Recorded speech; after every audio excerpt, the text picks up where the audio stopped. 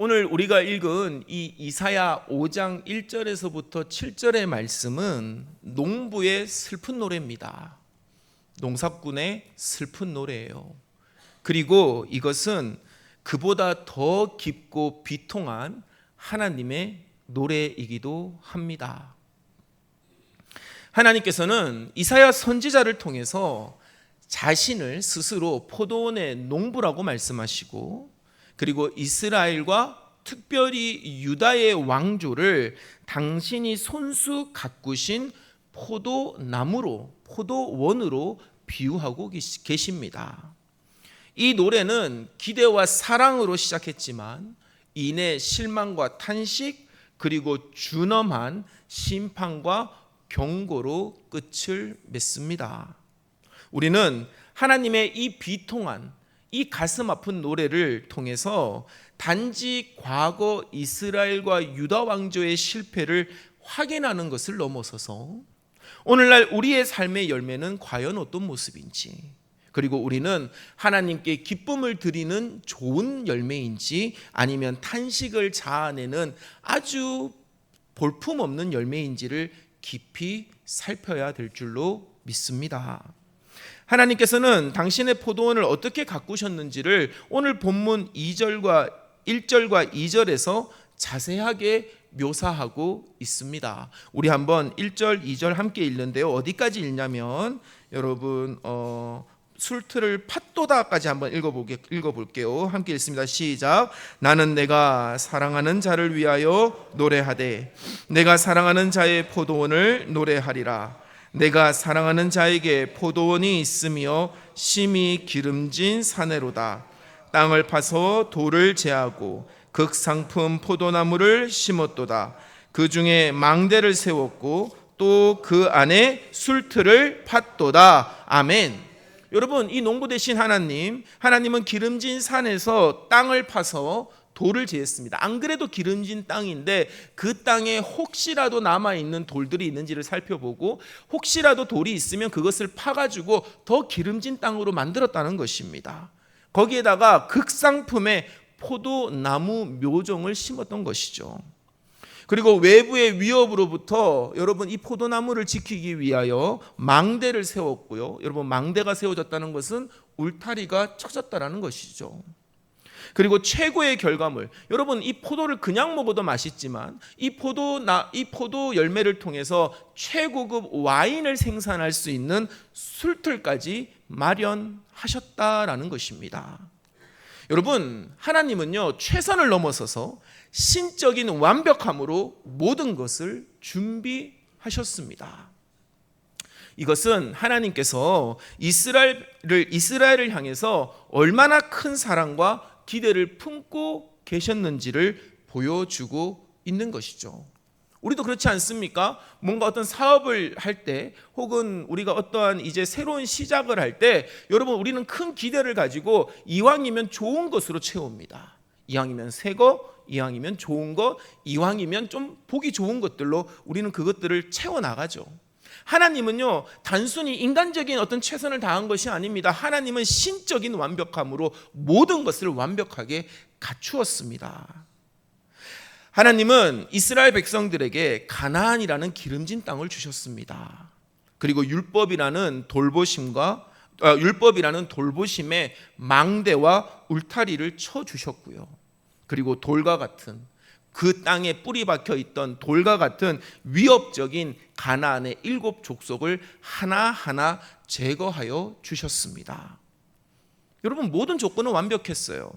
따라서 이제 이 극상품 포도나무가 극상품 포도나무에서 좋은 포도 열매가 맺히는 것처럼 이제 하나님의 거룩한 백성이 정말로 좋은 모습으로, 그리고 향기로운 포도주처럼 하나님께는 기쁨이 되고 세상에는 선한 영향력을 끼치는 것, 이것은 너무나 당연한 결과가 되어야만 했습니다. 그런데 여러분, 결과는 어떻게 됩니까? 결과는 하나님의 기대를 처참하게 배반했습니다. 2절 마지막에 이렇게 되어져 있습니다. 좋은 포도 맺기를 바랐더니 들포도를 맺었더라.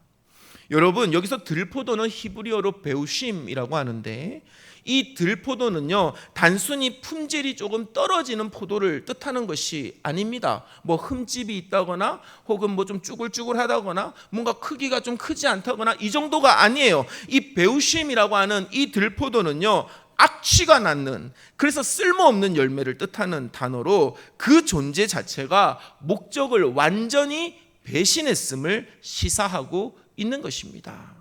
여러분, 신앙의 실패는요, 열악한 환경이나 부족한 조건 때문에 발생하는 것이 아닙니다.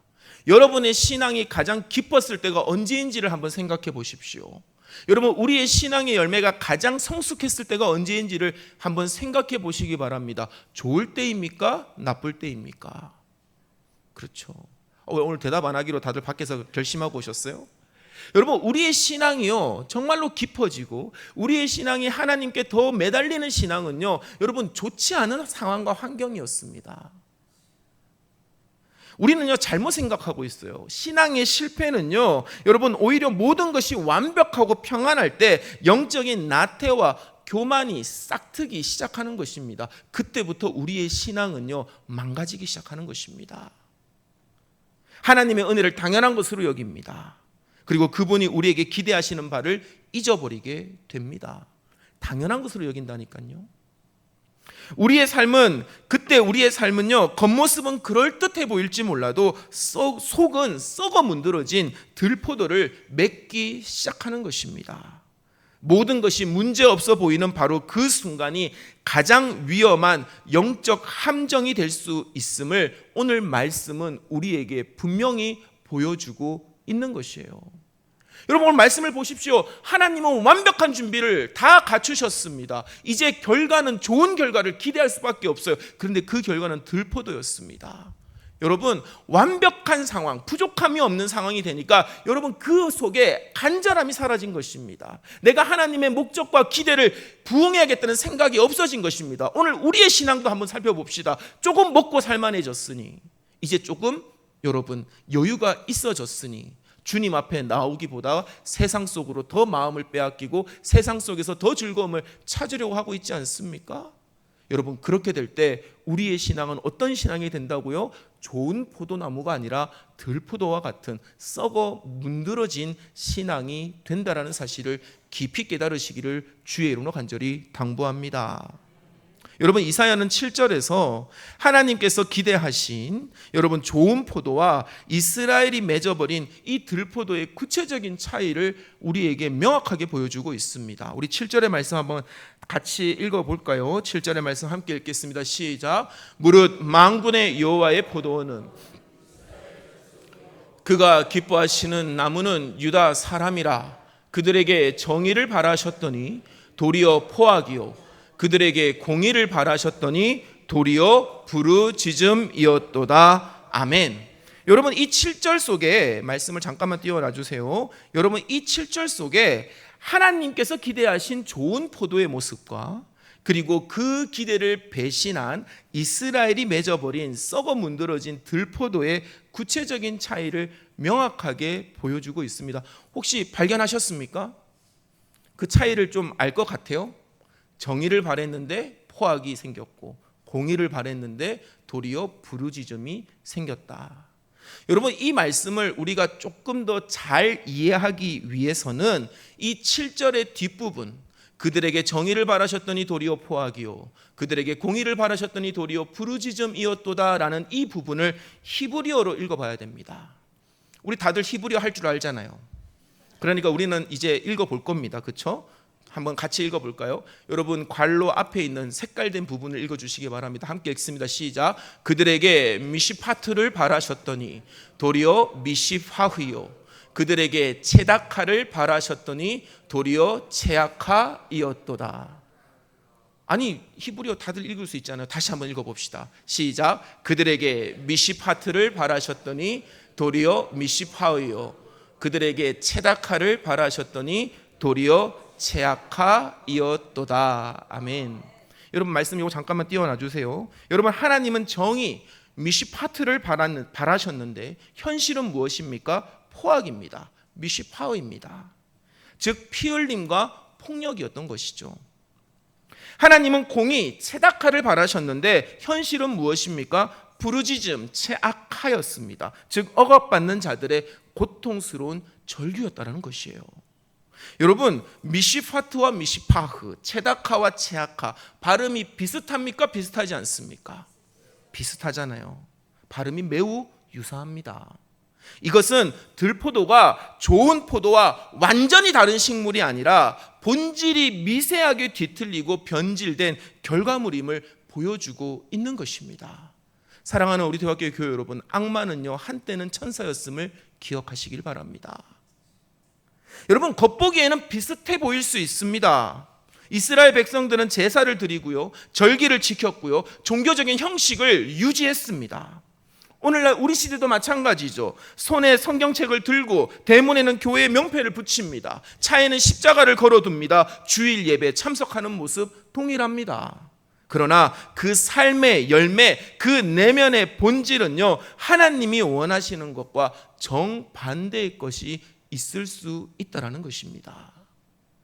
하나님이 원하시는 정의와 공의는 단순히 법을 지키는 수준을 넘어섭니다. 그것은 사회적인 약자를 보호하는 것이고 하나님의 공평과 사랑을 세상에 실현하는 적극적인 삶의 태도입니다.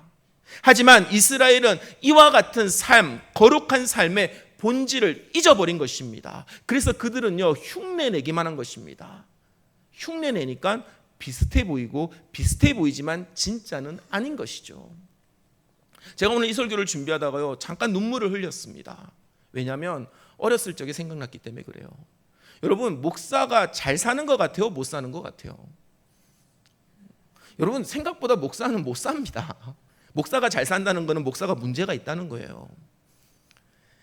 저희 아버지가 목사님이었잖아요. 아주 어렵게 목회를 하셨습니다. 지금 생각해 보면 참 어렵게 목회하셨어요. 건축하고 IMF가 터지고 뭐 이런 어떤 어려운 상황 속에 있었어요. 근데 제가 어릴 적인 마음에 이제 아이들과 우리 학교에서 그 수련회를 가는데, 학교에서 그걸 뭐라고 하죠? 수학여행을 가는데 남들은 전부 다 나이키, 리복 같은 좋은 옷을 입는데 저는 맨날 프로스펙스, 월드컵 이런 것만 입는 거예요. 신발도 그렇고. 그래가지고 한 번은 우리 아버지 어머니한테, 아마 이거 유튜브 보시면 같이 우실 건데, 제가 한번 얘기를 했어요. 나도 리복을 입고 싶다. 그때 한참 농구가 붐이었거든요. 나도 나이키 신발을 신고 싶다.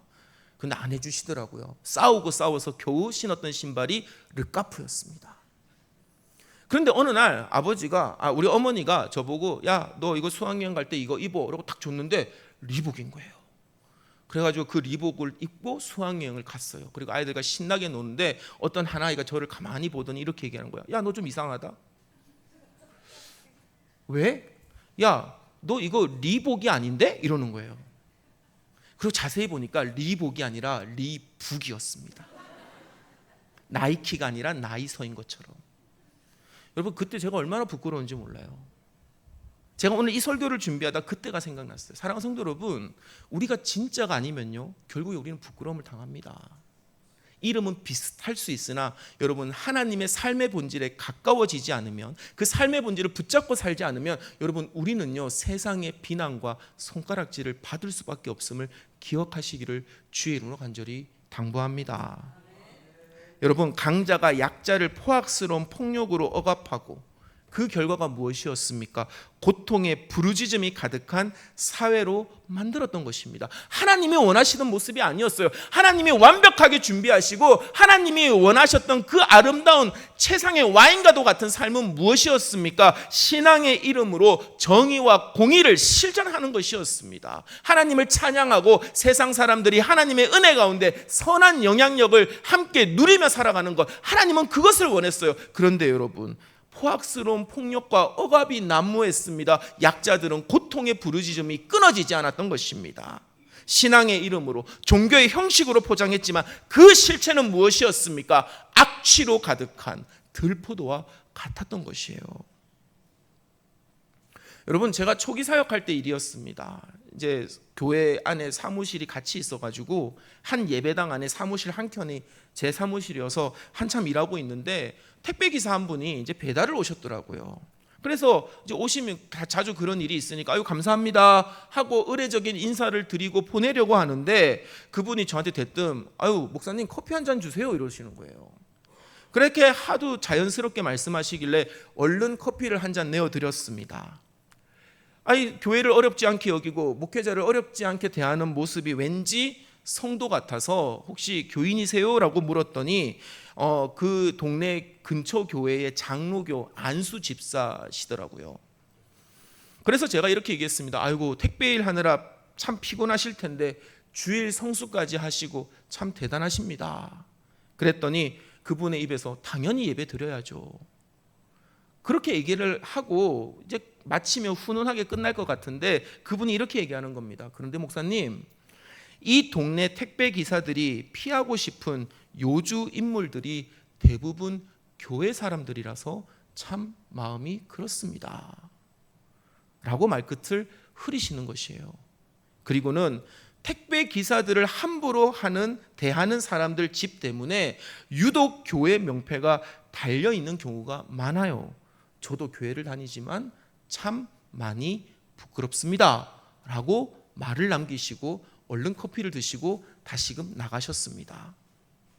사랑하는 우리 대화교회 교회 여러분, 우리의 신앙이요 미시파트, 정의와 체다카, 공의를 실천하는 삶으로 증명되지 않는다면 우리는 교회 명패만 붙여놓은 껍데기만 그럴듯한 들포도 같은 인생과 다를 바가 없습니다.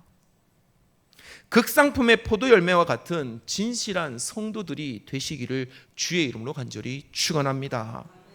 어떻게 해야 됩니까? 어떻게 해야만 우리는 극상품과 같은 진실한 성도가 될 수 있을까요? 여러분, 회개하는 수밖에 없습니다. 회개하면서 회개의 진정한 열매를 믿음의 삶으로 실천하는 저와 여러분이 되기를 주의 이름으로 간절히 축원합니다. 여러분, 영적인 타락의 가장 무서운 형태는요 노골적인 반역이 아닙니다. 그럴듯한 위선입니다. 우리의 신앙을 한번 돌아보시길 바랍니다. 주일 성수합니다. 헌금 생활 잘합니다. 교회 봉사 잘 참여합니다. 겉으로 보기에는 신앙의 열매가 있는 것처럼 보입니다. 그러나 그 동기가 자기의 의와 만족을 위해서이고 그 과정에서 다른 이들에게 상처를 주고 그 결과가 하나님의 영광이 아니라 자기의 욕심과 욕망을 채우려는 만족에 귀결된다면 여러분, 그것이 바로 배우심, 즉 악취나는 들포도와 같은 것입니다. 우리의 신앙을 한번 점검해 보십시오. 왜 교회 다니십니까? 왜 헌신하시고 왜 충성 봉사하십니까? 왜 그렇습니까? 단순히 그것이 우리의 욕심, 우리의 욕망, 그저 나 잘되고 내 새끼 잘되는 것이라고만 한다면 여러분, 그것만큼 가슴 아픈 일이 없습니다. 왜? 그것은 하나님이 너무나 싫어하시고 슬퍼하시는 들포도와 같은 인생이기 때문에 그런 것입니다. 사랑하는 우리 대화교회 교회 여러분, 하나님이 기뻐 원하시는 것은 우리의 종교적 행위가 아닙니다. 믿음 안에서 나타나는 예수 그리스도의 향기인 줄로 믿는 저와 여러분이 되기를 주의 이름으로 간절히 축원합니다. 따라서 우리는 우리의 삶이 맺는 열매가 있느냐 없느냐가 아니라 그 열매의 향기를 점검해야만 합니다. 우리의 언행 심사 속에서 시기와 분쟁, 이기심과 교만의 악취가 풍겨져서는 안 됩니다. 그것을 가리겠노라고 여러분 향수 뿌리듯이 여러분 종교적인 행위로 포장하려고 하지 마십시오. 사람의 눈은 속일 수 있어도 하나님은 결코 속이지 못합니다. 여러분, 성령의 열매가 맺혀져야 됩니다. 사랑과 희락과 화평이 일어나야 됩니다. 오래 참음과 자비와 양성이 일어나야 됩니다. 충성과 온유와 절제의 열매와 그리고 그 진짜 향기가 우리의 삶 가운데서 드러나야만 하는 것입니다. 세상 사람들은 우리의 직분이나 교회의 출석 여부가 아니라 우리의 삶에서 배어나오는 인격의 향기로 우리가 진짜 그리스도인인지 아닌지를 판단한다는 사실을 늘 언제나 기억하시기를 주의 이름으로 간절히 축원합니다. 그렇기 때문에 오늘 말씀 앞에서 사랑하는 우리 대화교회 교회 여러분, 진심으로 회개합시다. 성령의 이끄심에 순종하며 회개할 때 우리 안에 숨겨진, 우리 안에 그 고여있는 악취는 소멸되고 그리스도의 향기로 채워질 줄로 믿습니다. 저는요 여러분, 새벽마다 이렇게 기도합니다. 저녁마다 이렇게 기도해요. 제발 우리 대화교회 교우들이 말씀으로 가득 채워져서 말씀이 배어나오는 인생이 되기를 간절히 원합니다. 흉내내는 것이 아니라 그런 척하는 것이 아니라 진짜 내 안에 말씀이 있어서 그 말씀이 온전히 배어 나오기를 원합니다. 진짜가 됩시다. 진짜가 되어야만 합니다. 하나님은 당신의 완벽한 사랑과 은혜를 배신한 그 들포도에 대해서 엄중한 심판을 선고하셨죠. 울타리를 걷어냅니다. 담을 헐어버립니다. 포도원이 짓밟히게 내버려 둡니다. 땅이 황폐하게 될 것이라고 말씀하십니다. 하나님의 비통한 음성은 오늘 우리를 향한 아픈 질문으로 다가옵니다. 모든 것을 다 주었건만 왜 너의 삶은 악취나는 들포도를 맺고 있냐라고 오늘 말씀을 통해서 하나님은 우리에게 묻고 계십니다. 이 질문 앞에 우리는 아무런 변명도 할 수 없습니다. 왜 그렇습니까? 우리 스스로의 힘으로는 결코 좋은 열매를 맺을 수 없기 때문입니다. 그러나 여러분, 바로 이 절망의 자리에서 복음이 시작됨을 기억하셔야만 합니다. 하나님께서는 들포도 맺는 우리를 마냥 버려두지 아니하십니다. 하나님은 우리에게 들포도 맺는 우리를 마냥 버려두지 아니하시고 독생자 예수 그리스도를 통해서 이 땅에 참 포도나무를 보내주신 줄로 믿으시기를 주의 이름으로 간절히 축원합니다. 그리고 믿음 안에서 우리를 접붙여 주신 것이에요. 이제 우리의 소망은 더 이상 우리 자신에게 있지 않습니다. 오직 참 포도나무 대신 예수 그리스도께 굳건히 붙어 있을 때, 그분의 생명과 진액을 공급받을 때 우리는 비로소 하나님이 기뻐 받으시는 정의와 공의의 아름다운 열매, 향기로운 열매를 맺게 될 줄로 믿습니다. 여러분, 우리의 인생은 하나님이라는 위대한 농부가 최상의 조건으로 가꾸시는 극상품 포도나무와 같습니다. 그분은 지금도 우리 각자가 최고의 열매를 맺기를 간절히 기대하고 지금도 우리를 돌보고 계십니다. 여러분, 그 기대에 부응하는 인생들이 되기를 주의 이름으로 간절히 축원합니다. 그 기대에 반응하셔야만 합니다. 날마다 말씀의 거울 앞에 서서 나의 삶을 비추어 보십시오. 그리고 들포도의 속성이 보일 때마다 즉시 돌이켜 회개하며 참 포도나무 대신 예수 그리스도와 연합해야만 합니다. 그때 우리의 삶은 하나님께는 기쁨과 영광이 되고 세상에는 정의와 공의를 실천하는 향기로운 열매가 될 줄로 믿습니다. 오늘 이 말씀을 깊이 깨닫고 그저 흉내내고 그러는 척하는 가짜 인생이 아니라 진짜로 하나님이 기뻐 받으시는 복된 인생들이 되시기를 우리 주 예수 그리스도의 이름으로 축원합니다.